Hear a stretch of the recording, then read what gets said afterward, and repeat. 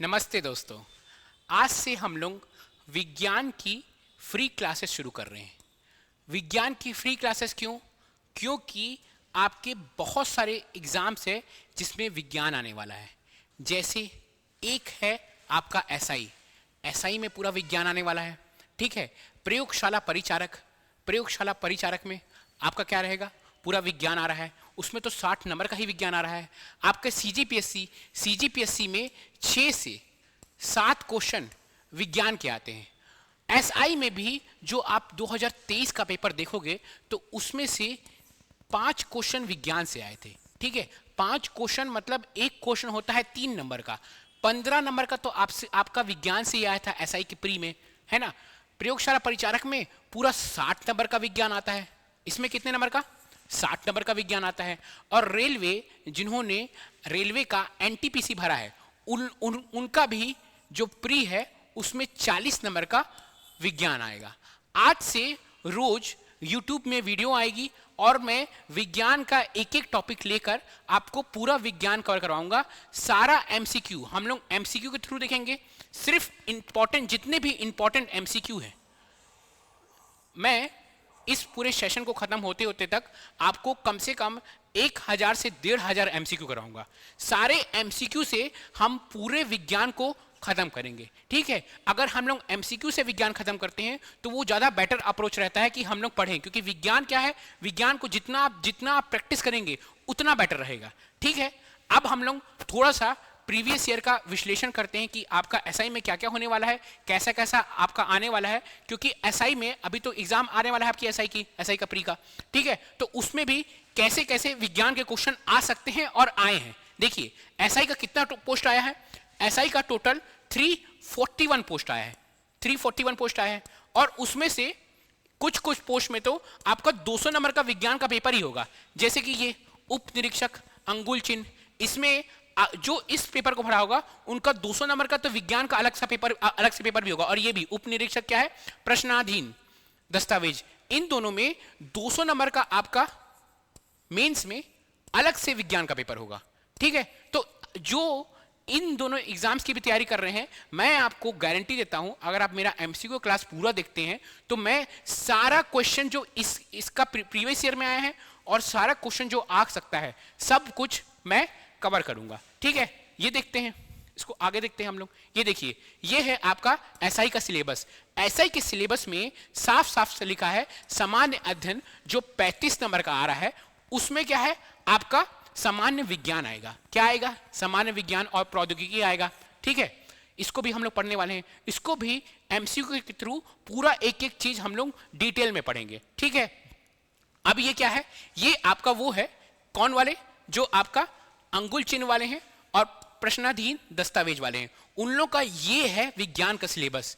ये पूरा सिलेबस में कवर करवाऊंगा। ये जो पूरा सिलेबस है विज्ञान का, सारा सिलेबस कैसे कवर करूंगा? एमसीक्यू के थ्रू। एमसीक्यू के थ्रू सारा सिलेबस हम लोग कवर करेंगे, है ना। और क्या क्या बच गया आपका? एक है आपका ये, क्या है ये? RRB NTPC. आप लोग भरे भी होंगे आरआरबी एनटीपीसी। अगर आप लोग भरे होंगे रेलवे का आरआरबी एनटीपीसी, इसमें भी जनरल साइंस एक सब्जेक्ट है, जनरल साइंस, जिसमें आपके 20 से 25 क्वेश्चन पूरा आपका इसी से आते हैं। ठीक है। और रह गया आपका एक सीजीपीएससी। सीजीपीएससी में हर साल, सीजीपीएससी में हमारे सीजीपीएससी में हर साल आपका 5 से 6 क्वेश्चन विज्ञान और प्रौद्योगिकी से आते हैं। ठीक है। आपका अगर आप एसीएफ की तैयारी कर रहे हैं तो सारा एसीएफ का प्रीवियस ईयर क्वेश्चन सॉल्व कराऊंगा। यही पास जितना भी पीएससी के क्वेश्चन आए हैं, पीएससी या व्यापम में क्वेश्चन आए हैं, सारा प्रीवियस ईयर क्वेश्चन लेके आया हूं। अभी आप देखेंगे हम लोग सारे क्वेश्चन सॉल्व करेंगे। एसीएफ अगर आप तैयारी कर रहे हैं तो आपका यह एसीएफ में मदद करेगा। आप प्रयोगशाला परिचारक तैयार कर रहे हैं, प्रयोगशाला की तैयारी कर रहे हैं तो प्रयोगशाला में भी आपका 60 नंबर का विज्ञान आता है, तो उसमें भी आपका मदद करेगा। अगर टीचर भर्ती आएगा तो टीचर भर्ती में 1000 पोस्ट किसका आएगा? प्रयोगशाला अधीक्षक का। 1000 पोस्ट पूरा प्रयोगशाला अधीक्षक का है। अगर 33,000 टीचर भर्ती का पोस्ट आया तो आपका पूरा लगभग 1000 पोस्ट किसका रहता है? प्रयोगशाला अधीक्षक का। उसमें भी 60 नंबर का आपका विज्ञान आता है। पूरा 60 नंबर का क्या आता है? आपका विज्ञान आएगा। ठीक है, तो ये पूरा विज्ञान हम लोग कैसे कम करेंगे, एमसीक्यू के थ्रू। पहले हम लोग पूरा जो पिछले बार प्रयोगशाला अधीक्षक का एग्जाम हुआ है उसके भी सारे क्वेश्चन सॉल्व करेंगे, सारे एसीएफ के क्वेश्चन सॉल्व करेंगे, सीजीपीएससी क्वेश्चन सॉल्व करेंगे, है ना। ये सब एग्जाम का हम लोग क्वेश्चन सॉल्व करेंगे और समझेंगे कि कैसा कैसा सीजीपीएससी पूछता है। चलिए आज जो हम लोग टॉपिक शुरू करने वाले हैं, आज हम लोग शुरू करने वाले हैं टॉपिक इलेक्ट्रिसिटी या विद्युत। जो हमारी क्लास होगी क्या होगी, ये बाईलैंग्वेज होगी, बाईलैंग्वेज क्लास होगी। हम लोग स्टार्ट करते हैं पहले तो एमसीक्यू से ही, ठीक है। चलिए एमसीक्यू शुरू करते हैं हम लोग इलेक्ट्रिसिटी का या विद्युत का। आज हम लोग इलेक्ट्रिसिटी का सारा एमसीक्यू करेंगे, कल हम लोग कुछ दूसरा टॉपिक लेके आएंगे आपका फिजिक्स से, फिर फिजिक्स खत्म करेंगे, फिर केमिस्ट्री करेंगे, फिर बायोलॉजी करेंगे, लाइन से हम लोग फिर सारे एमसीक्यू खत्म हो जाएगा हमारा, ठीक है। चलिए ये सबसे पहला क्वेश्चन, हमारा पहला क्वेश्चन ये है, ये किसका क्वेश्चन है, देखिए मैं आपको बोला ना प्रीवियस ईयर में सारा क्वेश्चन कराऊंगा। ये जो पहला क्वेश्चन है आपका, ये है एसआई 2018 जो आपका 2023 में पेपर हुआ है, 2023 जनवरी में जो पेपर हुआ है, जनवरी में, ये उस वो वाला क्वेश्चन है। ये क्या क्वेश्चन है, ये बोल रहा है 10 to the power 9 इलेक्ट्रॉन, है ना, 10 to the power -3 सेकेंड में बिंदु ए से बी की ओर प्रवाहित हो रही है, धारा का मान और दिशा बताइए। तो कुल मिलाकर ये इलेक्ट्रॉन दे दिया है और क्या दे दिया है, आपका टाइम दे दिया है। तो पहले हम लोग समझते हैं कि इलेक्ट्रॉन और टाइम दे दिया है, हमसे पूछ कर रहा है, हमसे पूछ रहा है धारा या करंट। तो सबसे पहले हम लोग जानते हैं कि भैया करंट क्या होता है, करंट या धारा। करंट होता है आपका, बहुत ज्यादा मोटा लिखा जा रहा है, करंट हो रहा है आपका आवेश बटे समय। क्या होता है इलेक्ट्रिक करंट या धारा क्या होता है, आवेश बटे समय होता है, आवेश बटे समय। हम लोग इलेक्ट्रिक करंट को कौन से लेटर से डिनोट करते हैं, आई से, ठीक है, आई से। जो आपका धारा है उसको हम लोग आई से नोट करते हैं, जो आवेश होता है उसको हम लोग किससे लिखते हैं, क्यू से, और समय को सेकंड से, ठीक है। तो क्या होता है हमारा धारा, क्या होता है आई क्यू बटे एस, है ना। अब हम लोग इसका यूनिट क्या होता है करंट का इकाई क्या होती है, करंट की इकाई होती है एम्पियर, ठीक है। ये लाल पीला कैसे लिखा रहा है पता नहीं, ठीक है। आवेश की जो इकाई होती है वो होती है कूलम्ब, देखिए पता नहीं लाल पीला कैसे लिखा रही है, और ये होती है सेकंड, ठीक है। तो एक चीज इससे हम लोग और सीख सकते हैं कि अगर बोलेगा कि 1 एम्पियर करंट क्या मतलब क्या होता है, अगर पूछेगा कि 1 एम्पियर करंट क्या होगा, तो 1 एम्पियर करंट का अगर डेफिनेशन लोग पढ़ेंगे तो 1 एम्पियर करंट होता है जब 1 कूलम चार्ज 1 सेकंड में बहे, उसको हम लोग कहते हैं 1 एम्पियर करंट। अब क्वेश्चन क्या पूछ रहा है, क्वेश्चन बोल रहा है हमारा कि कितना 10 to the power 9 इलेक्ट्रॉन बह रहा है और टाइम दे दिया है। तो ये बताइए ये आवेश क्या होता है, आवेश एक पॉजिटिव चार्ज होता है इलेक्ट्रॉन प्रोटॉन, और नेगेटिव चार्ज इलेक्ट्रॉन। तो यहां पे आपको आवेश का वैल्यू दे दिया है ना। और करंट क्या होता है, आवेश का ही बहना को करंट कहते हैं, मतलब इलेक्ट्रॉन के बहने, क्योंकि इलेक्ट्रॉन क्या है, एक आवेश है, इलेक्ट्रॉन मतलब नेगेटिव चार्ज के बहने को ही हम लोग क्या कहते हैं, करंट कहते हैं, ठीक है। तो अगर आप देखिएगा जैसे कि कैसे करंट बहता है, अगर समझ लीजिए मैं एक सर्किट बना देता हूं, अगर ये हमारा सर्किट है, इस सर्किट में ये आपका बैटरी है, इस सर्किट में ये होता है नेगेटिव चार्ज, ये होता है पॉजिटिव चार्ज। इस सर्किट में जब इलेक्ट्रॉन बहता है मतलब कैसे क्या हो रहा है, इलेक्ट्रॉन ऐसे बह रहा है, इलेक्ट्रॉन बह रहा है, ये ऐसे इलेक्ट्रॉन बहेगा, नेगेटिव चार्ज से क्या बहेगा, ऐसे इलेक्ट्रॉन बहेगा, और इलेक्ट्रॉन के विपरीत दिशा में करंट का बहना माना जाता है। किस दिशा में, इलेक्ट्रॉन के विपरीत दिशा में करंट का बहना माना जाता है। अब ये सब चीज हम लोग जान गए तो हमारा क्वेश्चन बन जाएगा, मतलब करंट किस दिशा में बहेगा, करंट इलेक्ट्रॉन के विपरीत दिशा में, इस दिशा में करंट बहेगा, ठीक है। करंट ऐसे बहेगा, ऐसे करंट। अब ये पूछ क्या रहा है, ये प्रश्न में देखिए दिशा भी पूछ रहा है ना, और धारा का मान पूछ रहा है। अब इस प्रश्न को देखते हैं, एक आपका क्या दे दिया है, सुचालक दे दिया है प्रश्न में, एक सुचालक दिया है, सुचालक में इलेक्ट्रॉन बह रहा है, इलेक्ट्रॉन बह रहा है, इलेक्ट्रॉन का वैल्यू कितना दिया हुआ है, देखिए अगर आप इलेक्ट्रॉन का वैल्यू देखेंगे तो आवेश की वैल्यू है 10 टू द पावर 9, और समय कितना दिया है, समय कितना दिया है अगर देखेंगे समय तो 10 टू द पावर 3 सेकेंड है ना, 10 टू द पावर 3 सेकेंड। अभी अभी हम लोग तुरंत पढ़े हैं, तुरंत क्या पढ़े हैं, क्या होता है, यह इलेक्ट्रॉन है ना। अब एक और चीज आपको यहां पे पता होना चाहिए कि एक इलेक्ट्रॉन बराबर कितना कूलम होता है, तो एक इलेक्ट्रॉन बराबर 1.6 इंटू 10⁻⁻⁻19 कूलम होता है। एक यहां पे जो दिया हुआ ना ये जो वैल्यू 10⁻⁹, अब हम लोग ये 10⁻⁹ इलेक्ट्रॉन दिया है, हमको क्या पता है कि एक इलेक्ट्रॉन बराबर 10⁻⁻19 क्या होता है, कूलम होता है, मतलब एक इलेक्ट्रॉन में इतना चार्ज होता है। हमको कितना इलेक्ट्रॉन दिया है, इतना दिया है, तो 10⁻⁹ इलेक्ट्रॉन कितना होगा, अगर आप इसको सॉल्व कीजिएगा 10⁻⁹ इलेक्ट्रॉन कितना होगा, is equal to 1.6 into 10⁻⁹ into 10⁻⁹। अगर आप इसको सॉल्व कीजिएगा तो कितना कूलम आ गया, 1.6 इंटू 10⁻⁻10 कूलम आ गया। हम इस इलेक्ट्रॉन को 10⁻⁹ इलेक्ट्रॉन है इसको हम लोग कूलम में बदल दिए, कितना कूलम हो गया, 1.6 इंटू 10⁻⁻10, अब -90 था और 9 था तो ये प्लस हो जाएगा सीधे, तो 1.6 इंटू 10⁻10 कूलम, ये वैल्यू आया आपका 10⁻9 इलेक्ट्रॉन का वैल्यू आया, हम लोग किस में निकाल दिए, आवेश में निकाल दिए। अब हमको आवेश पता चल गया है। करंट क्या होता है, करंट होता है आवेश, आवेश बटे समय, ठीक है। आवेश हमको पता चल गया कितना दिया है, 1.6 इंटू 10⁻⁻10, और समय कितना दिया है, 10⁻³ दिया है ना, समय कितना दिया भैया, 10⁻³ ठीक है, तो 10⁻³ अगर आप इसको सॉल्व करेंगे तो क्या होगा, आपका धारा का वैल्यू निकालेंगे तो 1.6 इंटू 10⁻⁻7, तो ये आपका धारा की वैल्यू आ गई। क्या है धारा की वैल्यू, 1.6 इंटू 10⁻⁻7। अब देखिए हमारे का ऑप्शन कहां पे है, 1.6 इंटू 10⁻⁻7, एक ही ऑप्शन है। अब एक और चीज पूछा है, दिशा पूछा है, तो मैं आपको क्या बोला, दिशा क्या होता है, दिशा विपरीत होता है। अगर इलेक्ट्रॉन यहां से ऐसे बह रहा है तो आपका करंट कैसे बहेगा, ऐसे, मतलब समझ लीजिए ये ए है, ये ए है, बी है, तो बी से अगर ए इलेक्ट्रॉन बह रहा है तो ए से बी क्या बहेगा, करंट बहेगा।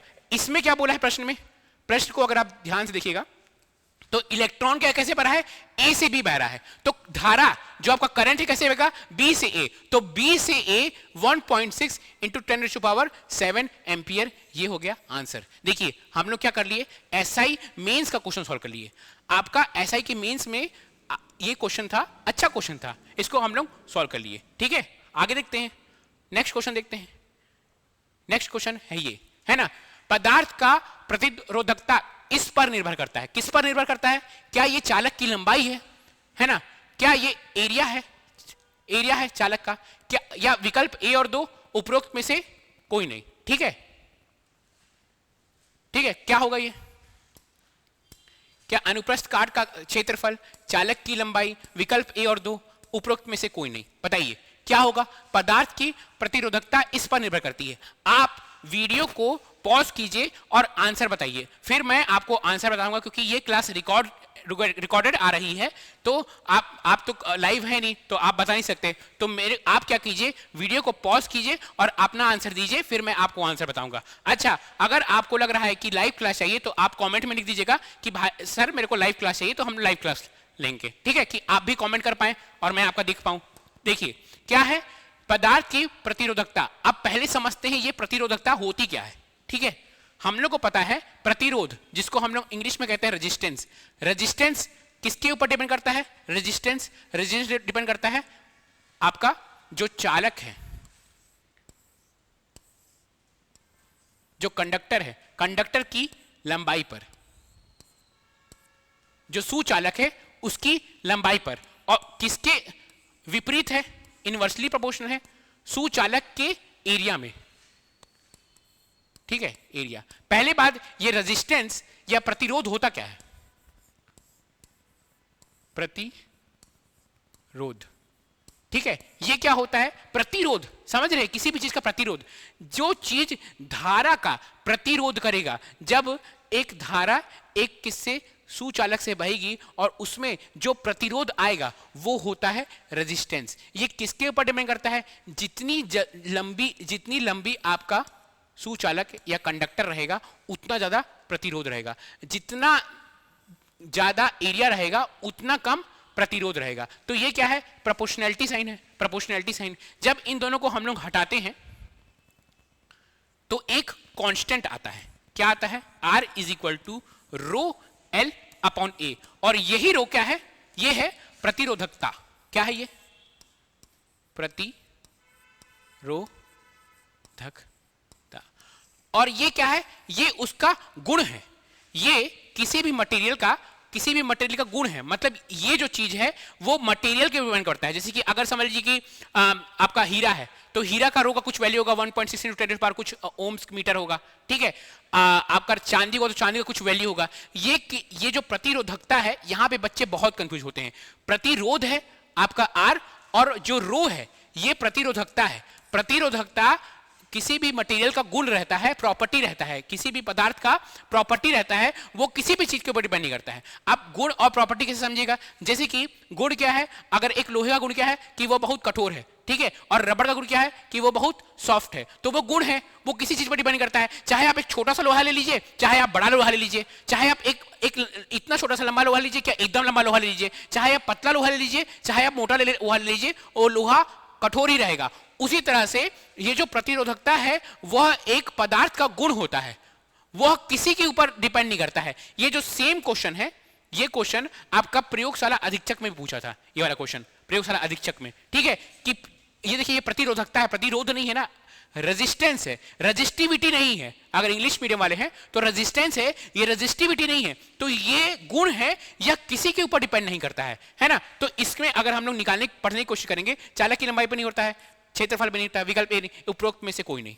इसका उत्तर आएगा उपरोक्त में से कोई नहीं, ठीक है। चलिए तीसरा प्रश्न करते हैं। ये क्या है? प्रयोगशाला अध्यापक परीक्षा में आया हुआ है। क्या आया है?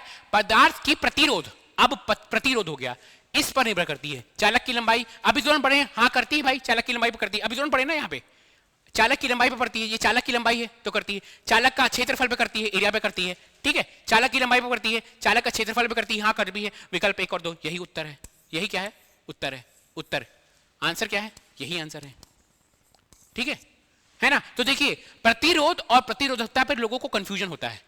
वो कंफ्यूजन अगर आपको दूर हुआ, नहीं हुआ तो कमेंट में लिखिए, मैं आपको कमेंट में समझाऊंगा। कोई भी डाउट आ रहा है आप कमेंट में लिखिए, मैं आपको कमेंट में सबका आंसर दूंगा, ठीक है।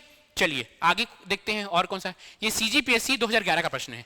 क्या बोलता है भैया प्रश्न? यदि तार में धारा को 2 गुना कर दिया जाए तो उस उत्पादित ऊष्मा होगी। क्या है? If the current in the wire is double then the heat produce. 4 गुना हो जाएगा, 1/4 हो जाएगी, 2 गुना हो जाएगा, उपरोक्त में से कोई नहीं। अब देखिए क्या प्रश्न बोल रहा है कि यदि तार में धारा को 2 गुना कर दिया जाएगा। अब क्या है? तो ऊष्मा, हम एक फॉर्मूला पढ़े थे, ऊष्मा is equal to H is equal to I² RT।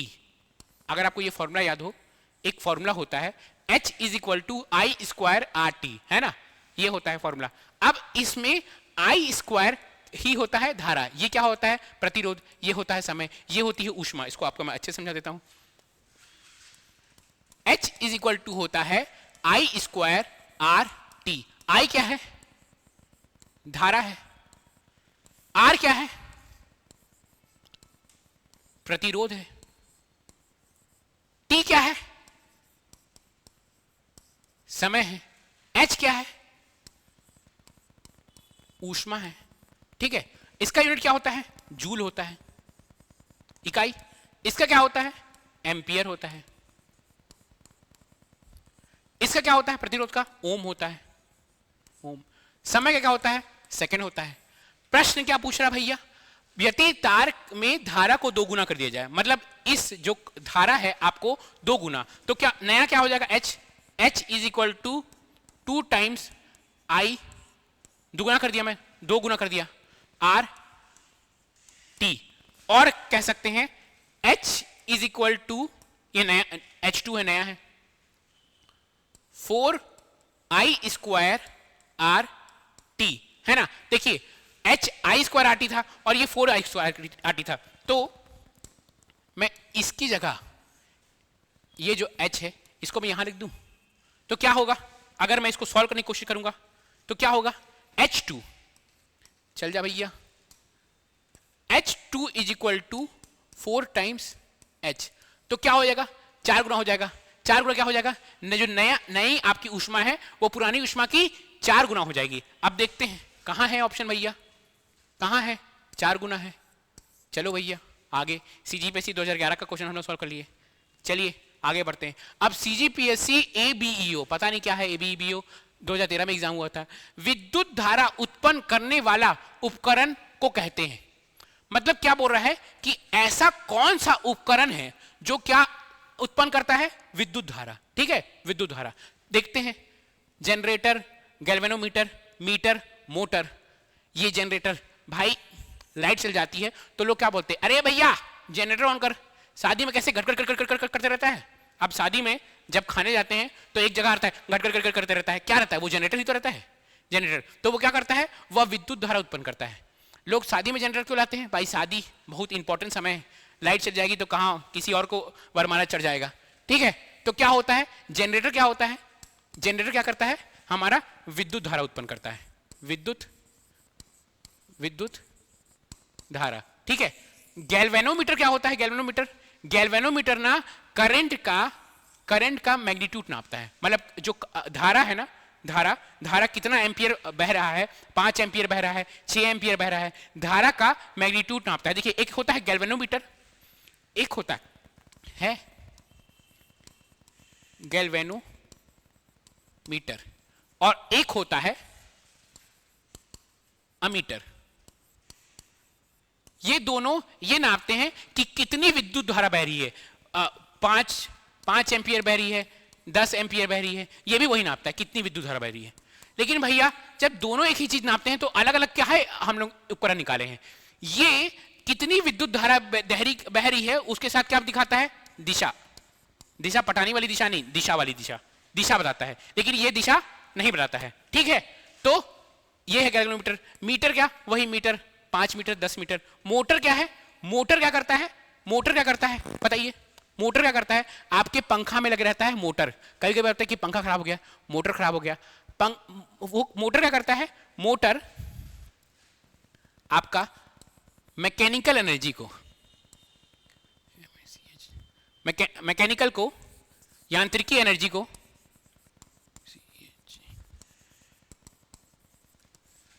किसमें बदलता है, इलेक्ट्रिकल एनर्जी में, ठीक है। वो क्या होता है, मोटर होता है, मोटर, ठीक है। समझ में आया आपको, चलिए आगे बढ़े। ये हो गया, ये हो गया, ये हो गया, आगे करते हैं, है ना। अब क्या है, एक बल्ब 220 वॉट जनरेटर से जुड़ा है ना।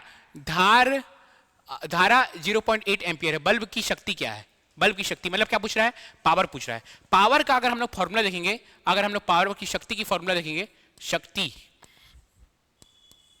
या पावर क्या होता है, वो होता है V इंटू आई। V क्या होता है, आपका विद्युत विभवांतर होता है, ठीक है। और I क्या होता है, धारा होता है। तो V दिया हुआ है, हाँ दिया हुआ है V भैया। V कितना दिया हुआ है, 220 वोल्ट दिया हुआ है। और I कितना दिया हुआ है, I 0.5 एम्पियर दिया हुआ है। अगर हम लोग इसको करेंगे सॉल्व तो कितना हो जाएगा, 200, अरे भैया चल जा, 220 बटे हाफ, 110, तो 110 वाट। ये आपका क्या गया आंसर, उत्तर। चलिए कब कहाँ का क्वेश्चन है भैया, सीजीपीएससी प्री 2016 का क्वेश्चन है। अब कहाँ का क्वेश्चन आ गया, सीजीपीएससी प्री 2014 का क्वेश्चन। घरेलू बिजली आपूर्ति में काले रंग का कवर किया गया तार क्या है। मतलब जो घरेलू बिजली है, घरेलू बिजली की आपूर्ति है ना, जिसमें काले रंग का तार क्या रहता है? देखिए, एक होता है काले रंग का तार, एक होता है नीले रंग का तार, हरे रंग का तार, है ना, एक होता है लाल रंग का तार। जो काले रंग का तार होता है वो होता है न्यूट्रल वायर। ठीक है, क्या होता है वो? Neutral wire. ठीक है, और जो हरे रंग का तार होता है वो क्या होता है? न्यूट्रल वायर का और तो दिया नहीं, लाइव वायर होता है ना। चलिए, ये क्या है? What is the unit of measurement of ampere? Ampere का माप की इकाई क्या होती है? एम्पियर क्या नापता है? ये तो बहुत आसान प्रश्न है। किसमें आया भैया? सीजी व्यापम 2012 में आया है। ये क्या नापता है? ये नापता है करंट।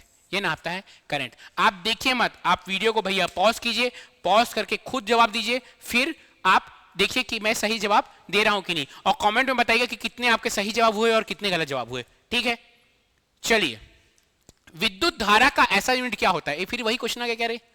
विद्युत धारा की ऐसा यूनिट क्या होती है?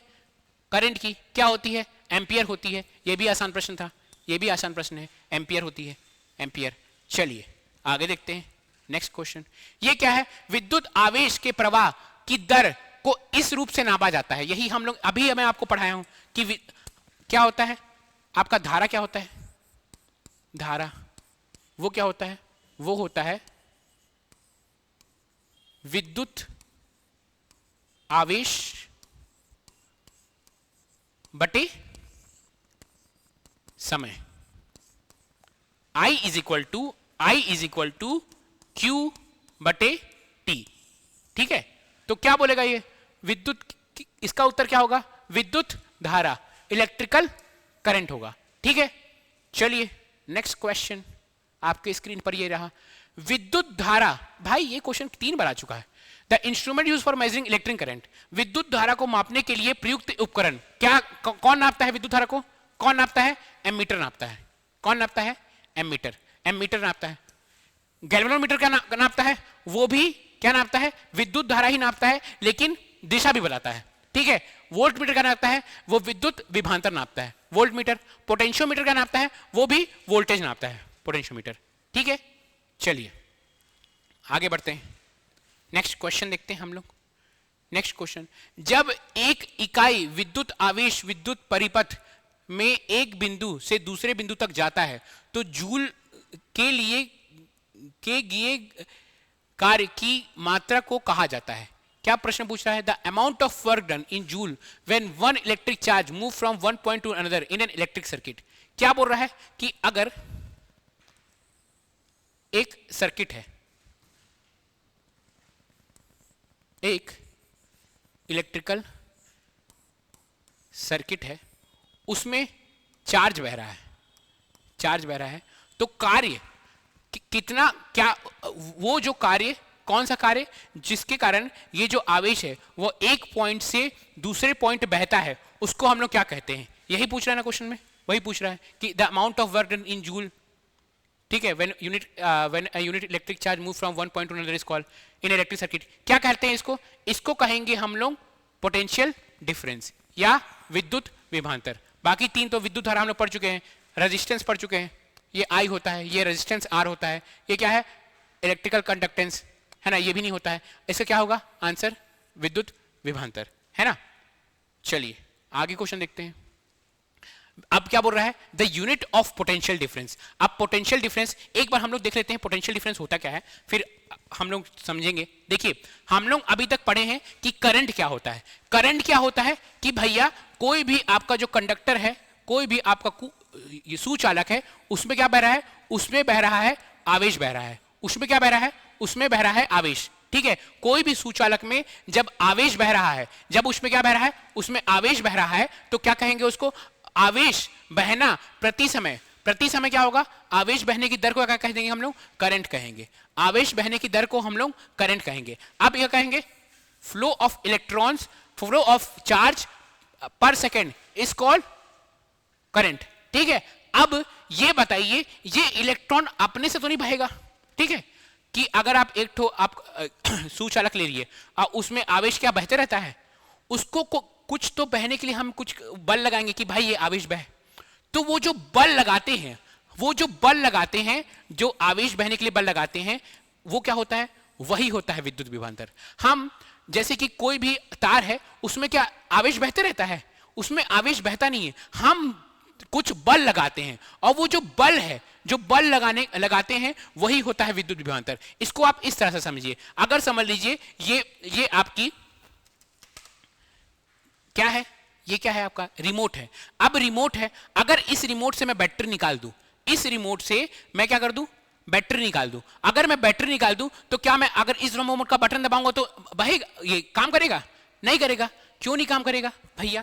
क्यों? क्योंकि अगर इसमें जब बैटरी निकल गया तो क्या हो रहा है, अब कुछ दबा रहे हैं, कुछ दब नहीं रहा है। क्यों नहीं? कुछ दबा रहे तो कोई काम नहीं कर रहा है। क्यों? क्योंकि इसमें अब आवेश नहीं बह रहा है, अब इसमें बिजली नहीं बह रही है। ठीक है, इसमें आवेश नहीं बह रहा है, आवेश बहना प्रति सेकंड को बिजली कहते हैं, इसमें बिजली नहीं बह रही है। जैसे मैं क्या लगाया, जैसे मैं बैटरी लगाया, फिर क्या हुआ, इसमें आवेश बहने लगे। इसमें क्या हो गया, इसमें आवेश बहने लगी, है ना। और इसी आवेश बहना प्रति सेकंड क्या कहते हैं, करंट कहते हैं। तो क्या हो रहा है, ये बैटरी के लगाने के कारण ही आवेश बह रहा है। और यही बैटरी क्या होता है, 5 वोल्ट, 6 वोल्ट, 7 वोल्ट, 8 वोल्ट, वही चीज क्या होता है, विद्युत विभवांतर। मतलब एक क्या करते हैं हम लोग, एक पोटेंशियल डिफरेंस क्रिएट करते हैं, उसी कारण आपका जो चार्ज है, जो आपका आवेश है, वह बहने लगता है। ठीक है ना।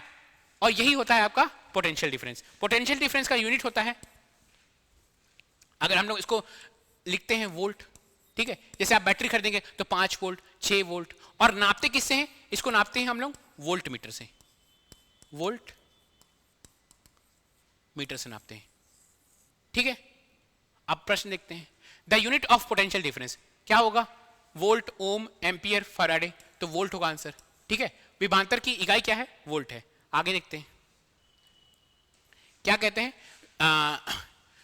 विभवांतर V और धारा के बीच में संबंध, द रिलेशनशिप बिटवीन, क्या होता है कि V डायरेक्टली प्रोपोर्शनल रहता है I के स्क्वायर के। क्या विभवांतर आपकी धारा के स्क्वायर के प्रोपोर्शनल रहता है? क्या विभवांतर 1/I रहता है? क्या विभवांतर का स्क्वायर प्रोपोर्शनल रहता है I के? क्या विभवांतर प्रोपोर्शनल रहता है I के? तो इसको हम लोग पढ़ते हैं। देखिए, अभी हम लोग समझ लिए, हम लोग करंट जान लिए कि करंट क्या होता है। करंट क्या हो रहा है, जो धारा बह रहा है, जो धारा, जो आपका वो क्या हो रहा है, करंट क्या है आपका, जो आपका चार्ज, जो आपका आवेश बह रहा है, आवेश बह रहा है प्रति दर को हम लोग चार्ज कहते हैं। और आवेश बह ही क्यों रहा है, आवेश बह ही क्यों रहा है, क्योंकि हम लोग क्या लगा दिए, बैटरी लगा दिए, विद्युत विभवांतर लगा दिए। अब आप ध्यान दीजिएगा, देखिए ये देखिए, हर जगह अलग अलग बैटरी है, इसमें अलग बैटरी होगी। ये क्या है, ये एसी का रिमोट है, ये किसका है, ये आपका रिमोट एक और है, समझ लीजिए टीवी का रिमोट है। तो इसमें अलग बैटरी होगी, इसमें अलग बैटरी होगी। देखिए, मैं आपको क्या बोला कि जैसे हम लोग बैटरी लगाएंगे तो क्या हो लगेगा, जैसे हम लोग बैटरी लगाएंगे तो क्या होगा, आवेश बहने लगेगा। ठीक है, आवेश बहने लगेगा। अब समझ लीजिए कि मैं लगाया 2 वोल्ट की बैटरी, ठीक है, 2 वोल्ट की बैटरी, और एक जगह लगाया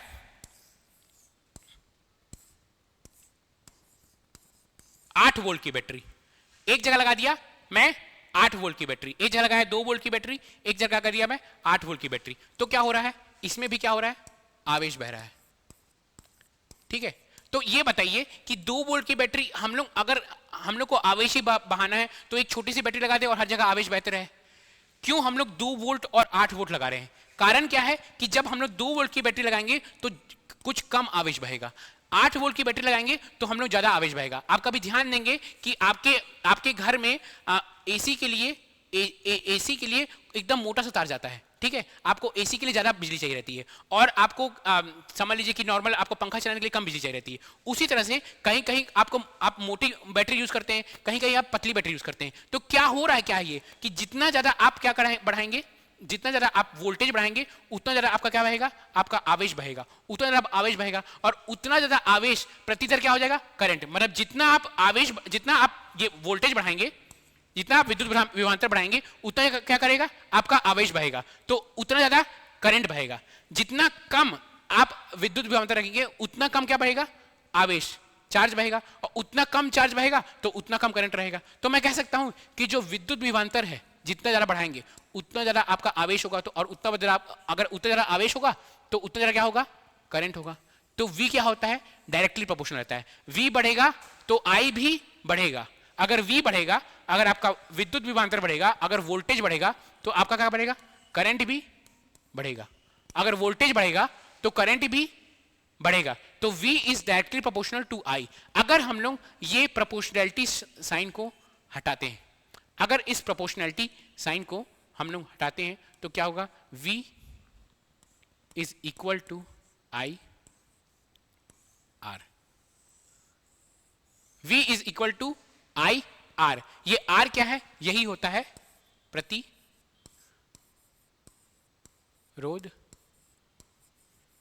या करंट। ठीक है, यही होता है प्रतिरोध या करंट। तो हम लोग का प्रश्न क्या था भैया, प्रश्न क्या है, विद्युत विभवांतर और धारा के बीच में क्या संबंध है। तो V is directly proportional to I है। यही चीज क्या होता है, यही है ओम्स लॉ, ओम्स लॉ। ठीक है, चलिए आगे बढ़ते हैं, आगे बढ़ते हैं। ठीक है, ये हो चुका क्या, नहीं। The relation between potential difference and current was discovered by, कौन डिस्कवर किया था, विभवांतर और करंट के बीच में रिश्ता कौन डिस्कवर किया था, ओम। ठीक है, तो ओम्स लॉ है ना। V is equal to I R हम लोग पढ़े, और I का यूनिट क्या होता है, I का यूनिट क्या होता है, इकाई क्या होता है, ओम होता है। ऐसे लिखते हैं हम लोग ओम को। ये क्या होता है, इसका एम्पियर होता है, इसका क्या होता है, इसका वोल्ट होता है ना। चलिए आगे, विद्युत धारा के मार्ग में चालक पदार्थ द्वारा की जाने वाली बाधा को क्या कहते हैं। अब देखिए, मैं आपको समझाया था कि V is equal to I R होता है। अब ये R क्या होता है, देखिए R क्या होता है। R मेरे को समझाने के लिए देखिए, समझ लीजिए ये क्या है, सुचालक है, सुचालक जिसमें बिजली आराम से बह जाती है, उसको क्या कहते हैं, हम लोग सुचालक कह रहे हैं। अब देखिए, मतलब सुचालक मतलब क्या बह रहा है, इसमें बह रहा है आपका, क्या बह रहा है, आपका आवेश बह रहा है, आवेश है ना। अब देखिए, आवेश, एक सुचालक के अंदर इलेक्ट्रॉन्स रहता है, इलेक्ट्रॉन्स रहता है बहुत सारे, आप पढ़े होंगे। सुचालक क्या रहता है, सारे जो आपके मेटल्स रहते हैं, मेटल रहते हैं, धातु रहते हैं, लगभग सारे धातु क्या रहते हैं आपके, क्या रहते हैं, सुचालक रहते हैं। सारे धातु आपके क्या रहते हैं, सुचालक रहते हैं। तो इसमें क्या बह रहा है, इसमें इलेक्ट्रॉन, इलेक्ट्रॉन एक तरह का क्या है, आवेश कैरी करता है, आवेश, तो आवेश बह रहा है, चार्ज बह रहा है ना। अब देखिए, एक मेटल के अंदर ना अनगिनत इलेक्ट्रॉन्स रहते हैं, क्योंकि देखिए हम लोग, आप पढ़े होंगे कि इस मेटल में अनगिनत क्या होंगे, आपका क्या होगा, परमाणु होगा, एटम होगा, और एटम के अंदर क्या रहेंगे, बहुत सारे क्या रहेंगे, इलेक्ट्रॉन्स रहेंगे। तो इस मेटल के अंदर अनगिनत इलेक्ट्रॉन्स रहेंगे। अब अनगिनत इलेक्ट्रॉन्स जब हम लोग इसमें क्या लगा देंगे, बैटरी लगा देंगे, तो अनगिनत इलेक्ट्रॉन्स क्या होगा, बहने लगेगा, है ना। अब देखिए, बहुत सारे इलेक्ट्रॉन्स है, मतलब क्या है, यहां पे बहुत भीड़ है, बहुत भीड़ है। तो इलेक्ट्रॉन जब बह रहे हैं ना, तो इलेक्ट्रॉन्स लाइन से नहीं बह पा रहे, ये आपस में ही टकरा जा रहे हैं, क्योंकि जगह ही नहीं है, जगह ही नहीं है। आप इसको इस तरह से समझिए कि एक रोड है, एक रोड है, वहां पे बहुत भीड़ है, बहुत भीड़ है, और आप ना सब लोग सीधे जाने की कोशिश कर रहे हैं। तो क्या हो रहा है कि आप लोग आपस में ही टकरा जा रहे हैं, ज्यादा बह नहीं पा रहे हैं, ठीक है, बह नहीं पा रहे हैं, आपस में ही टकरा जा रहे हैं। तो ये क्या हो रहा है, आपको बहने में क्या हो रहा है, प्रतिरोध हो रही है। इसी चीज को, इलेक्ट्रॉन को जो बहने में जो हम लोग की प्रतिरोध होती है, जो रुकावट होती है, उसको क्या कहते हैं हम लोग, उसी को प्रतिरोध या रेजिस्टेंस कहते हैं, रेजिस्टेंस कहते हैं। ये जो इलेक्ट्रॉन है, ये हम लोग का जो चार्ज है, ये जो आवेश है, इसको जो बहने में रुकावट आ रही है, इसी को हम लोग रेजिस्टेंस कहते हैं। ठीक है, समझ में आया रेजिस्टेंस क्या होता है, इसका यूनिट क्या है, ओम है ना। ये देखिए, विभवांतर और धारा के बीच में संबंध की, ये तो पकड़ चुके हैं यार, ये है ना नेक्स्ट क्वेश्चन। ये विद्युत धारा के मार्ग में चालक पदार्थ द्वारा की जाने वाली बाधा को क्या कहते हैं, the obstruction by material of a conductor to the passage of electric current is known as, क्या प्रतिरोध करता है, ये होता है प्रतिरोध, ठीक है, रेजिस्टेंस होता है ना। चलिए नेक्स्ट देखते हैं, द ऐसा यूनिट ऑफ रेजिस्टेंस, रेजिस्टेंस प्रतिरोध की ऐसा यूनिट क्या होती है, अभी तुरंत बताया मैं आपको, क्या होता है, ओम होता है। ऐसा यूनिट ऑफ रेजिस्टेंस क्या होता है, ओम होता है। ठीक है, समझ में आ रहा है। अगर किसी को भी किसी भी तरह का डाउट है ना, किसी को भी अगर किसी भी तरह का डाउट है तो आप कमेंट में लिखिए। अगर आप कोई सुझाव चाहते हैं, सुझाव बताना चाहते हैं, तो सुझाव कमेंट में लिखिए। आप जिस तरह से चाहते हैं मैं उस तरफ से आपको साइंस पढ़ाऊंगा। हम लोग पूरा यूट्यूब में पूरा साइंस खत्म करेंगे, ठीक है। अगर आप एसआई की तैयारी कर रहे हैं, चाहे आप एसआई की तैयारी कर रहे हैं, ठीक है, हमारे संस्था में एसआई का एक प्रॉपर डेडिकेटेड बैच चल रहा है। आप आए हमारी संस्था में, फोन लगाएं और जरूर पता करें, अगर आपको सच्चे दिल से एसआई की तैयारी करना है और आपको एसआई बनना है तो जरूर एक बार हमारे संस्था का जो कोर्स ऑफर्ड है उसको देखिए। अगर आप सीजीपीएससी की भी तैयारी कर रहे हैं तो हमारे संस्था में सीजीपीएससी का भी कोर्स चल रहा है। अभी तो सीजीपीएससी की टेस्ट सीरीज भी चल रही है, ठीक है, उसको भी आप देख सकते हैं, है ना। अगर आप प्रयोगशाला परिचारक की तैयारी कर रहे हैं, प्रयोगशाला परिचारक, इस बार बहुत सारा पोस्ट आया प्रयोगशाला परिचारक, तो उसके लिए भी एक प्रॉपर डेडिकेटेड बैच है। अगर आप तैयारी कर रहे हैं तो हमारी संस्था में फोन लगाइए और पता कीजिए, बहुत ही कम पैसे में एक क्वालिटी आपकी तैयारी हो जाएगी, ठीक है। चलिए आगे देखते हैं हम लोग। ये आपका ये हो गया, ये क्वेश्चन हो गया, ये है ना। Which one of the following statement is true regarding the electrical setup of the verification of Ohm's law? Ohm's के नियम के सत्यापन के लिए विद्युत सेटअप के संबंध में दिए गए कथनों को कौन सा सत्य है? Volt meter is connected in parallel with the known resistance. The ammeter is connected in circuit in series current. The rheostat can only increase the resistance in electric current. The single key is used to switch off और switch on the current. क्या बोल रहा है? ओम के नियम के सत्यापन के लिए विद्युत सेटअप के संबंध में दिए गए कथनों में से कौन सा सत्य नहीं है? देखिए ध्यान दीजिएगा, ये बोल रहा है सत्य नहीं है। वोल्ट मीटर ज्ञात प्रतिरोध के साथ समांतर में जुड़ा हुआ होता है, ये तो सही होता है, मैं आपको बताऊंगा कैसे। एम मीटर श्रृंखला में सर्किट में जुड़े रहता है, ये भी सही है। रियोस्टाट केवल विद्युत सर्किट के में प्रतिरोध बढ़ाता है, बताऊंगा ये चीज। एकल कुंजी का उपयोग विद्युत सर्किट को चालू बंद करने के लिए किया जाता है। मैं पहले आपको ये सब चीज समझा देता हूं। देखिए अगर आप एक सर्किट देखेंगे, इलेक्ट्रिकल सर्किट, तो इलेक्ट्रिकल सर्किट में हम लोग सब कुछ दिखाते हैं, कैसा प्रतिरोध है, ठीक है, फिर एक एमीटर रहता है, फिर क्या रहता है, फिर बैटरी रहता है, ठीक है, फिर एक वोल्ट मीटर रहता है। देखिए पहले, इससे पहले समझाने से पहले कि एक होता है सीरीज कनेक्शन, एक होता है पैरेलल कनेक्शन। एक होता है हमारा सीरीज कनेक्शन, समान ये पैरेलल कनेक्शन, सीरीज कनेक्शन जिसको हम श्रृंखला कनेक्शन कहते हैं, और पैरेलल कनेक्शन जिसको हम लोग समांतर कनेक्शन कहते हैं, वो समझा देता हूं। देखिए जो प्रतिरोध है वो आपके, जो प्रतिरोध है वह आपके सर्किट में या सीरीज में जुड़े रहता है। सीरीज कनेक्शन क्या होता है? श्रृंखला में एक के बाद एक। समझ लीजिए इसका वैल्यू है R1 ओम, इसका वैल्यू है R2 ओम, इसका वैल्यू है R3 ओम। अगर समझ लीजिए ये 5 ओम है, एक एग्जांपल लेते हैं, ये 4 ओम है, ये 3 ओम है। जब श्रृंखला कनेक्शन होता है, जब सीरीज कनेक्शन होता है, तो सीधे हम लोग इन लोगों को क्या कर देते हैं? जोड़ देते हैं। सीरीज कनेक्शन में R1 plus R2 plus R3 है ना, 5 प्लस 4 प्लस 3, ठीक है ना, ठीक है, ये सीधे जुड़ जाएगा, क्या हो जाएगा? 12। अगर पैरेलल कनेक्शन होता है, समांतर कनेक्शन, तो उसमें क्या होता है? हमारा जो प्रतिरोध है वो ऐसे जुड़ा रहता है, ये होता है R1, ये होता है R2, ये होता है R3। इसमें इसका अगर फॉर्मूला हम लोग निकालेंगे टोटल रेजिस्टेंस इस सर्किट में, तो ये होगा 1/R1 plus 1/R2 plus 1/R3, ठीक है। ये होता है, क्या होता है? इक्विवेलेंट रेजिस्टेंस क्या होता है? 1/R1 plus 1/R2 plus 1/R3 होता है। इसमें ऐसे निकालते हैं, ठीक है। अब प्रश्न का मैं आपको पहले समझाता हूं। तो ये प्रश्न पूछ रहा है, प्रश्न बोल रहा है कि जो हमारा वोल्ट मीटर है, जो क्या नापता है? विद्युत विभवांतर नापता है ना, पोटेंशियल डिफरेंस नापता है, वो हमेशा किस में लगा रहता है? पैरेलल कनेक्शन में। और एम मीटर हमेशा सीरीज कनेक्शन में। ये सही है, इसको आपको याद करना पड़ेगा कि वोल्ट मीटर है वो हमेशा पैरेलल कनेक्शन में लगा रहता है, और जो एम मीटर है वो हमेशा सीरीज में लगा रहता है। मतलब जो आपका ये जो प्रतिरोध है, प्रतिरोध से आपका पैरेलल कनेक्शन में क्या रहेगा? आपका वोल्ट मीटर, और श्रृंखला कनेक्शन में देखिए एक के बाद एक है, तो ये क्या रहेगा, ये एम मीटर रहेगा, है ना। और मतलब आपका ये और ये सही हो गया। अब रियोस्टेट क्या होता है, रियोस्टेट एक डिवाइस होता है, मैं आपको बताता हूं रियोस्टेट ऐसे बनता है।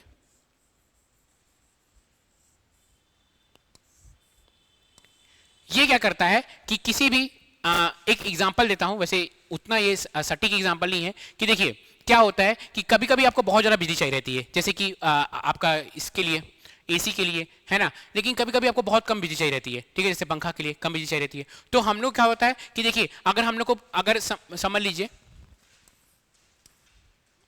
एक कनेक्शन है जिसमें आपकी एसी लगी हुई है, फिर बाद में समझ लीजिए एक पंखा लगा हुआ है, वैसे ये सटीक एग्जांपल नहीं है पर मैं आपको बता रहा हूं कि अगर आपको इसमें बहुत ज्यादा बिजली चाहिए रही, ठीक है, तो क्या कीजिएगा, आप बिजली जा रही, समझ लीजिए यहाँ पे समझ लीजिए 50 एम्पियर बिजली जा रही है, अब यहाँ पे आपको कम बिजली चाहिए, तो क्या करेंगे आप, यहाँ पे एक रियोस्टेट लगा देंगे। रियोस्टेट क्या डिसाइड करता है कि ये अगर यहाँ पे है तो आपका बहुत ज्यादा आपका प्रतिरोध है, बीच में है, समझ लीजिए प्रतिरोध का वैल्यू यहाँ पे 1 है, यहाँ पे 5 हो गया, यहाँ पे 10 हो गया, तो क्या हुआ, आप इससे इसको आगे पीछे करके आप क्या कर सकते हैं, या तो आप प्रतिरोध बढ़ा सकते हैं या प्रतिरोध कम कर सकते हैं। तो प्रतिरोध को अपने हिसाब से बढ़ा और कम कर सकते हैं, तो वो क्या होता है, वही उसी को कहते हैं हम लोग रियोस्टेट। तो इसमें क्या लिखा है, रियोस्टेट केवल विद्युत सर्किट में प्रतिरोध को बढ़ा सकता है, नहीं, बढ़ा भी सकता है और कम भी कर सकता है। तो इसमें जो उत्तर होगा, जो इसका आंसर होगा वो यही होगा।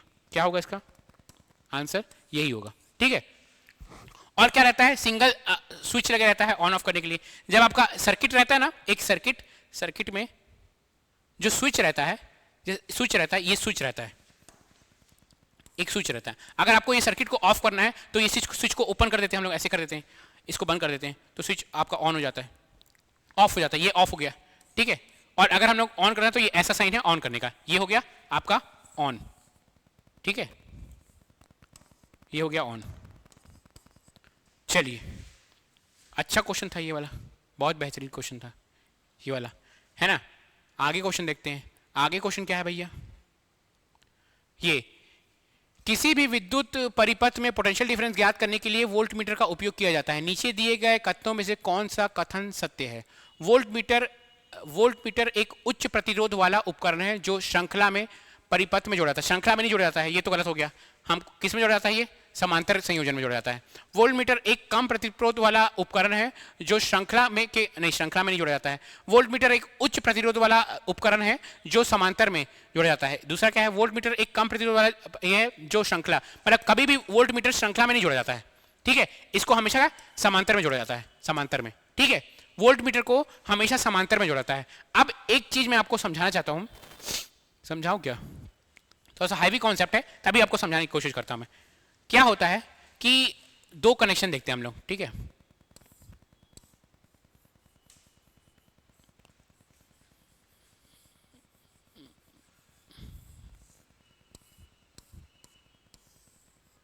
ये है 5 एम्पियर, ये है 3 एम्पियर, ये है 1 एम्पियर, है ना। तो अगर इसको हम लोग जोड़ेंगे, क्योंकि ये श्रृंखला है तो सीधे जोड़ देंगे, 5 3 8, एक 9 एम्पियर आएगा, ठीक है। तो जो आपका जो प्रतिरोध है, क्या टोटल सर्किट का प्रतिरोध कितना हो जाएगा, 9 एम्पियर। अब इसी चीज को मैं अगर ऐसे जोड़ दूं, समझ लीजिए एक 2 एम्पियर है, अब क्या है, ये समांतर में जोड़ दिया इसको। अब देखिएगा, अगर मैं इसका टोटल रेजिस्टेंस निकालने की कोशिश करूं तो 1/r टोटल क्या हो जाएगा, 1/2 प्लस 1/2, तो क्या होगा, r 1 होगा। देखिए इसमें क्या हो रहा है, इसमें जो टोटल रेजिस्टेंस आ रहा है वो इन सब सर्किट में जो रेजिस्टेंस है उससे बड़ा है। इसमें जो टोटल रेजिस्टेंस आ रहा है, जब हम लोग दोनों रेजिस्टेंस को जोड़ रहे हैं, तो इसमें क्या आ रहा है, जो आपका रेजिस्टेंस लगा हुआ है उससे कम है, ठीक है। तो आप ये कह सकते हैं जो सीरीज कनेक्शन रहता है उसमें जो टोटल रेजिस्टेंस आता है वो आपका इंडिविजुअल रेजिस्टेंस, जो रेजिस्टेंस हुआ है, जो सीरीज जो आपका सर्किट में रेजिस्टेंस में लगा है, प्रतिरोध लगा है, उससे कम, जो टोटल रेजिस्टेंस ज्यादा रहता है, और जो आपका सर्किट में जो आपका रेजिस्टेंस लगा हुआ है, प्रतिरोध लगा हुआ है, वो क्या रहता है, कम रहता है। लेकिन इसमें क्या है, इसमें जो प्रतिरोध आता है, जब हम लोग टोटल निकालते हैं, प्रतिरोध निकालते हैं, ओवरऑल प्रतिरोध निकालते हैं, तो वो जो सर्किट में प्रतिरोध ज्यादा आपका वो ज्यादा ओम का लगा हुआ है और हम लोग का टोटल रेजिस्टेंस कम ओम का लगा हुआ है। ठीक है, समझ में आया? चलिए अब ये क्वेश्चन है, क्या है? 12 वोल्ट की एक बैटरी में 0.2 ओम, 0.3 ओम, 0.4 ओम, 0.5 ओम और 12 ओम के प्रतिरोध का एक साथ श्रृंखला में जुड़ी गई है। ठीक है, 0.3 ओम प्रतिरोध के माध्यम से कितनी धारा प्रवाहित होगी? 0.875, 0.11 एम्पियर, 1.11 एम्पियर, 0.5 एम्पियर, 0. इसमें से कोई नहीं। इसको आप पहले वीडियो में को पॉज कीजिए और सॉल्व कीजिए। मैं भी यहीं पास सॉल्व करता हूं इसको। यहां पे क्या दिया हुआ भैया, देखते हैं क्या दिया हुआ है कि 4 ठो आपका प्रतिरोध है, एक है और क्या श्रृंखला में जुड़ा हुआ ना, 1 2 3 4। एक है 0.2 ओम, ठीक है, दूसरा है 0.3 ओम, चौथा है 0.4 ओम, पांचवा है 1 2 3 4, बहुत सारा यार, 0.5 ओम, 0.2, 0.3, 0.4, 0.5 और है 12 ओम। तो ये श्रृंखला में है तो हम लोग सीधे जोड़ देंगे, तो क्या क्या हो जाएगा? 0.2, 0.3, 0.4, 0.5 प्लस 12 ओम, तो कितना होगा? 5, ये 9, 12 और 14, तो कितना हो जाएगा? ये 13.4 ओम। ठीक है, 13.4 ओम, क्योंकि ये श्रृंखला में जुड़ा था तो हम लोग सीधे जो जोड़ देते हैं इसको।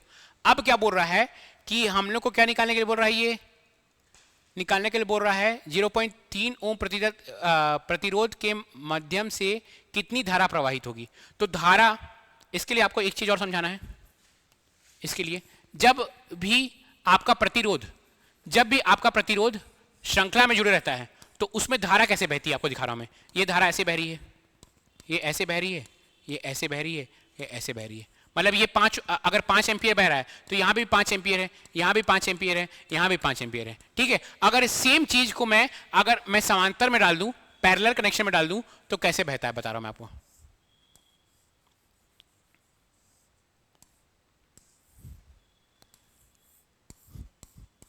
समझ लीजिए ये है 5 ओम, ये है 2 ओम, ठीक है, और 10 ओम का करंट, 10 एम्पियर का करंट बह रहा है। अब यहां पे क्या आएगा? यहां पे करंट 2 टुकड़े में बढ़ जाएगा। समझ लीजिए ये 5 ओम है तो यहां पे 2 एम्पियर करंट इधर जाएगा और आपका 8 एम्पियर करंट इधर जाएगा। ठीक है, मतलब ये 10 एम्पियर करंट जा रहा था ऐसे ऐसे ऐसे, यहां पे 2 टुकड़े में करंट बढ़ जाएगा। 2 एम्पियर उधर जाएगा, कम क्यों जा रहा है उधर? क्योंकि ज्यादा रेजिस्टेंस है वहां पे, और यहां पे प्रतिरोध ज्यादा है वहां पे, और यहां पे 8 एम्पियर जाएगा। क्यों? क्योंकि यहां पे कम प्रतिरोध है। अब क्या हो जाएगा? फिर ये जाएगा और फिर ये 10 एम्पियर हो जाएगा। तो मैं बोल रहा हूं समांतर संयोजन में, पैरेलल कनेक्शन में जो आपका करंट है वो प्रतिरोध में अलग अलग रहता है, अलग अलग प्रतिरोध में अलग अलग आपकी धारा रहती है। लेकिन आपका श्रृंखला संयोजन में जो आपका करंट रहता है सारे प्रतिरोध में सेम रहता है। तो इसमें जो प्रश्न आया है, जो प्रश्न है इसमें तो श्रृंखला संयोजन दिया हुआ है तो सब में करंट सेम होगा। ठीक है, आपको मिल गया है, ये क्या मिल गया है? आर मिल गया है ना? आपको क्या निकालना है? आपको निकालना है करंट। हमको पता है V is to I R होता है। ठीक है, V दिया हुआ है, हाँ 12 नहीं, V नहीं दिया क्या? हाँ दिया ना, 12 वोल्ट, 12 वोल्ट दिया है, 12 वोल्ट। आई आर कितना है?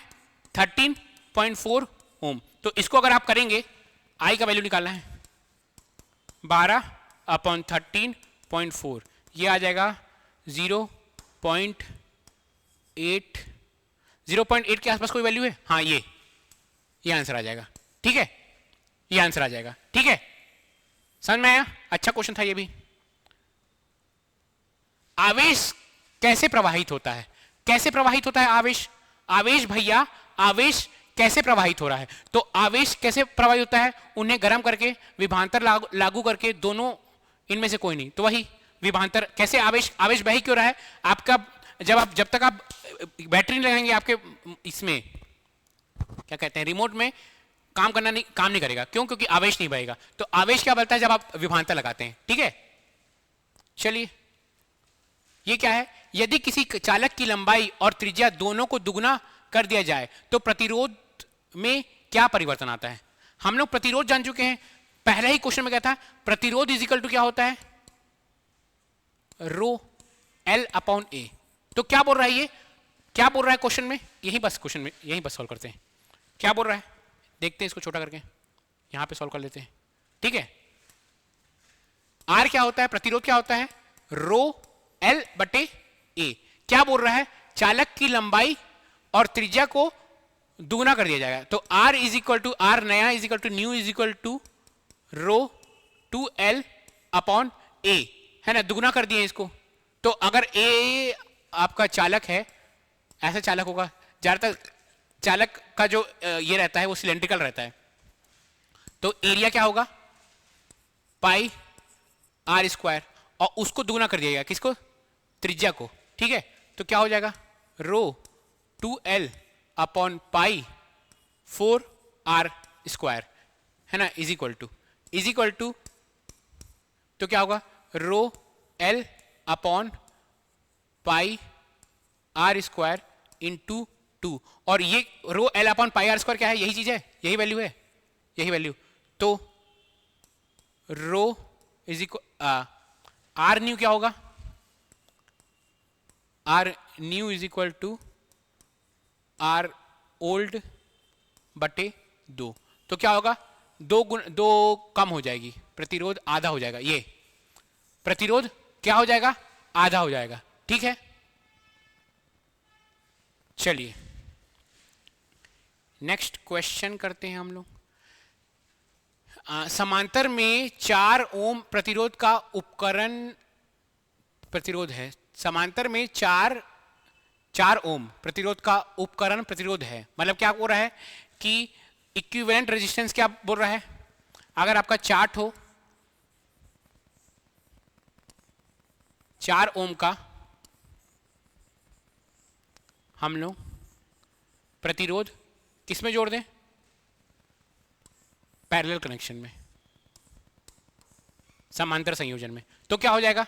ये 4 है, ये भी 4 है, ये भी 4 है, ये भी 4 है। तो आपका टोटल कितना होगा? 1 अपॉन आर टोटल कितना होगा? अभी हमने पढ़े 1/4 प्लस 1/4 प्लस 1/4 प्लस 1/4। तो कितना हो जाएगा? 1 ओम हो जाएगा। 1 ओम है उत्तर में, यह है 1 ओम। ठीक है, समझ में आ रहा है? किसी को भी किसी भी तरह का डाउट है तो बताइए। किसी को भी किसी भी तरह का डाउट है तो कमेंट में बताइएगा। ठीक है, और अगर आप चाहते हो कि ऑनलाइन लेक्चर लूं तो प्लीज आप बताइएगा कमेंट में कि मैं ऑनलाइन लूं। ठीक है, कि आप लोग भी सॉल्व कर पाए क्वेश्चंस को। क्या है? एमीटर और वोल्टमीटर के संबंध में दिए गए कथनों में से कौन सा सही है? एमीटर आवश्यक डिजाइन के साथ श्रृंखला में जुड़ा हुआ होता है और वोल्टमीटर समांतर में। यही पहला ही सही है, पहला ही सही है। क्या एमीटर किसमें? सीरीज में जुड़ा रहता है और वोल्टमीटर पैरेलल में। अभी तुरंत पढ़ेंगे हम लोग उसको। ठीक है, चलिए ये क्या है? ये क्वेश्चन क्या है? The SI unit of joule coulomb is equal to. SI unit joule coulomb, coulomb -1 है यहां पे, ये -1 ऐसा है। मतलब ये बोल रहा है कि जूल बटे कूलम्ब किसके बराबर होता है? जूल बटे कूलम्ब। ठीक है, तो इसको हम लोग को सॉल्व करना पड़ेगा। सॉल्व करते हैं। हम लोग को पता है H is equal to I square R T होता है। पता है आपको H इज इक्वल टू, जिसमें H क्या होता है? जूल होता है। I किस में होता है? एम्पियर होता है। R क्या होगा? ओम होगा, समय। और हमको यह भी पता है कि V इज इक्वल टू क्या होगा? आई आर होगा। तो R को क्या लिख सकते हैं हम लोग? R को V बटे I लिख सकते हैं R को। अब इस R को यहां पर रख देते हैं। तो H is equal to I square into V बटे I इंटू टी। इससे I से ये स्क्वायर कट जाएगा, है ना? आगे देखते हैं। तो लिख सकते हैं हम लोग H is equal to V I T लिख सकते हैं, H is equal to V I T. अब हम लोग को पता है करंट क्या होता है, धारा क्या होती है, आवेश बटे समय। तो हम लोग करंट को क्या लिख सकते हैं, I into T is equal to Q, है ना। और यही बस इस I को यहां कर दीजिए, H is equal to V Q into T बटे टी, तो टी टी कट गया, ठीक है। तो क्या हुआ, और क्या लिख सकते हैं हम लोग, H इज इक्वल टू, अरे यार चल जा, H इज इक्वल टू, और क्या कहते हैं इसको W लिख सकते हैं, V इंटू क्यू, ठीक है, V इंटू क्यू लिख सकते हैं। अब प्रश्न क्या बोल रहा है, H का यूनिट क्या होता है, जूल होता है, और Q क्या होता है, coulomb, is equal to V आएगा। तो V इज इक्वल टू क्या है, जूल पर कूलम्ब, यही क्वेश्चन पूछ रहा है, V is equal two joule बटे कूलम्ब, है ना। अगर इसको आप दूसरे भी तरीके से सॉल्व करते हैं, जब हम लोग विद्युत विभवांतर का फॉर्मूला लिखते हैं तो V is equal to Q into V होता है, इससे भी सॉल्व कर सकते हैं आपको। अरे वोल्ट होगा इसका, पास्कल पर वोल्ट, वोल्ट तो क्या होगा, वोल्ट आंसर, है ना, वोल्ट। चलिए आगे बढ़ते हैं, ये हो गया। ये क्या है, material having non linear voltage current relationship, गैर रेखाई वोल्टेज करंट रिलेशनशिप वाला पदार्थ क्या होगा। देखिए जो ओम रहता है उसमें हम लोग पढ़े हैं V is directly proportional to I। तो अगर हम लोग उसको ग्राफ में प्लॉट करेंगे, ठीक है, ये I होगा, ये V होगा, तो एक ये स्ट्रेट लाइन जाएगा, ठीक है। मतलब ये क्या है, लीनियर है ना, रेखीय है। लेकिन गैर रेखीय वाला होगा, ये तो ओमिक हो गया, ये तो नॉन ओमिक होगा, इसका आंसर नॉन ओमिक होगा। चलिए आगे बढ़ते हैं, ठीक है। एक स्थिर प्रतिरोध के माध्यम से विद्युत धारा प्रवाहित करने पर उत्पन्न ऊष्मा निम्नलिखित के वर्ग के समानुपाती होती है। A heat produced by passing current through a fixed resistor is proportional to the square of, यही वाला फॉर्मूला लगेगा, H is equal to I square R T. तो I स्क्वायर धारा के क्या रहती है, धारा के का परिमाण, मैग्नीट्यूड ऑफ करंट, ठीक है। आगे पढ़ते हैं, एक इलेक्ट्रॉनिक हीटर की रेटिंग 2 किलोवाट है, विद्युत ऊर्जा की लागत 4 रुपए प्रति किलोवाट होती है, हीटर को 3 घंटे तक इस्तेमाल करने की में लागत। तो देखिए क्या बोल रहा है, एक हीटर है जो 2 किलोवाट उसकी रेटिंग है, ठीक है, उसकी रेटिंग क्या है, 2 किलोवाट है, और कितने घंटे इस्तेमाल कर रहे हैं हम लोग, 3 घंटे इस्तेमाल कर रहे हैं। तो 2 इंटू 3 तो 6 किलोवाट आवर हम लोग इस्तेमाल कर रहे हैं, और 1 किलोवाट आवर में कितना रुपए लगता है, 4 रुपए। तो 6 किलोवाट आवर में कितना रुपए लगेगा, 6 इंटू 4 24 रुपए, 24 आंसर में है ये 24, ठीक है, हो गया। चलिए आगे करते हैं क्वेश्चन। ऊर्जा का the commercial unit of energy क्या होता है, किलोवाट आवर रहता है, किलोवाट आवर। जो आप बोलते हैं कि बिजली का ये 5 यूनिट बिजली बिल वो जला, 6 यूनिट बिजली बिल जला, वही होता है किलोवाट आवर, इक्वल रहता है 3.6 इंटू 10⁻⁶ जूल के लिए किलोवाट आवर का वैल्यू होता है, ठीक है। चलिए नेक्स्ट क्वेश्चन करते हैं, ठीक है। Electric fuse work on the principle of, electric fuse क्या होता है, अब तो ये अब यूज नहीं होता है, पहले क्या होता था, आप देखिएगा फ्यूज उड़ गया कहते थे लोग। क्या होता था, जैसे कि ये आपका घर है और यहां से बिजली आ रही है, आपके घर में बिजली आ रही है, ठीक है। जब क्या हुआ, बहुत मात्रा से बिजली, तो फ्यूज किसके बना रहता था, फ्यूज एक ऐसे पदार्थ का बना रहता था कि जब बहुत मात्रा में बिजली आए तो ये फ्यूज ही जल जाए, और इतने मात्रा का बिजली क्या होता है, आपके घर में आग लगा सकता है, ठीक है, आपके घर में क्या कर सकता है, वह आग लगा सकता है। तो क्या होता है कि इस तरह का इतने मात्रा का अगर बिजली आया कि जो आपके घर में आग लगा जाए, उससे पहले फ्यूज ही जल जाता था, तो फ्यूज जल जाता था तो ये कनेक्शन ही हट जाता था यहाँ से, तो बिजली इसके आगे जा ही नहीं पाती थी, तो वो होता था इलेक्ट्रिक फ्यूज। तो ये किसका इस्तेमाल कर रहा है, ये हीटिंग इफेक्ट ऑफ करंट का इस्तेमाल कर, H is equal to I square R T. अगर करंट बहुत ज्यादा हुआ तो H क्या हो जाएगा, बढ़ जाएगा। तो क्या बोल रहा है ये, विद्युत फ्यूज किस प्रकार का किस पर काम करता है? तो क्या किस पर काम करता है? करंट की रासायनिक प्रभाव नहीं, करंट की चुंबकीय प्रभाव नहीं, करंट की प्रकाशीय प्रभाव नहीं, करंट की ताप प्रभाव, ये ठीक है। चलिए ये है क्वेश्चन। 12 वोल्ट का कार बैटरी पर चलने वाला एक कार हेडलाइट बल्ब 0.5 एम्पियर की धारा खींचता है। प्रकाश बल्ब की प्रतिरोध क्या है? तो क्या दिया हुआ है? V दिया हुआ है। V कितना दिया हुआ है? 12 वोल्ट दिया हुआ है ना। I कितना दिया हुआ है? 0.5 एम्पियर दिया हुआ है। हमको क्या बोल रहा है? रेजिस्टेंस निकालने के लिए। तो हम लोग को पता है V इज इक्वल टू क्या होता है? IR होता है। तो R क्या हो जाएगा? V बटे I। V कितना दिया है? 12। I कितना दिया है? 0.5। तो R कितना हो जाएगा? 24 ओम। 24 ओम, ये 24 ओम। देखिए जितना भी CGPSC में आपका विद्युत से क्वेश्चन था, जितना भी आपका SI में विद्युत से क्वेश्चन था, हम लोग सारा क्वेश्चन कर चुके हैं। मैं बहुत सारे क्वेश्चन क्या है RRB का उठाया हूं, बहुत सारे क्वेश्चन किसका NTPC से जो एग्जाम होने वाला है उसका उठाया हूं मैं, बहुत सारे क्वेश्चन जो मध्य प्रदेश बोर्ड में जो एग्जाम हुए हैं आपके SI के उसका उठाया हूं, है ना। सारा जितना भी इलेक्ट्रिसिटी का क्वेश्चन था मैं खत्म कर दिया। और भी अब हम लोग अगले क्लास में अगला चैप्टर उठाएंगे, उसके क्वेश्चन सॉल्व करेंगे, उसका आपको मैं कॉन्सेप्ट समझाऊंगा, और ऐसे ही करते करते हम लोग पूरा साइंस खत्म करेंगे। आप कमेंट में जरूर बताइएगा कि आपको क्लास कैसा लगा और आप चाहते हैं कि ये क्लास मैं कंटिन्यू करूं कि नहीं करूं, ठीक है। और अगर आपको कोई भी बैच ज्वाइन करना है हमारे संस्था में, CGPSC के लिए भी है ना, CG व्यापम के लिए भी, आपका अभी SI चल रहा है तो SI के एग्जाम के लिए प्रॉपर कोर्स है, बहुत ही कम पैसे में आपको पूरा कोर्स आपका खत्म कराया जाएगा, है ना। चाहे आप CGPSC का टेस्ट सीरीज अगर आपको ज्वाइन करना है तो वो कर सकते हैं आप। CGPSC की भी क्लासेस चल रही हैं, अगर आपको वो करना है तो वो कर सकते हैं। आपकी क्लासेस ऑनलाइन होती हैं, पूरी क्लासेस ऑनलाइन होती है, आपको फ्री में PDF प्रोवाइड किया जाता है। आपको कोई भी डाउट हो तो आपका डाउट सॉल्विंग सेशन भी होता है। अगर आपको ज्वाइन करना है तो नीचे मैं अपने कमेंट में संस्था का नंबर डाल दूंगा, आप उसमें कॉल लगाइएगा और जरूर ज्वाइन कीजिएगा, ठीक है। आप अगली क्लास में मिलते हैं अगला कोई टॉपिक लेके, है ना। तब तक ख्याल रखिएगा, टेक केयर और पढ़ते रहिए।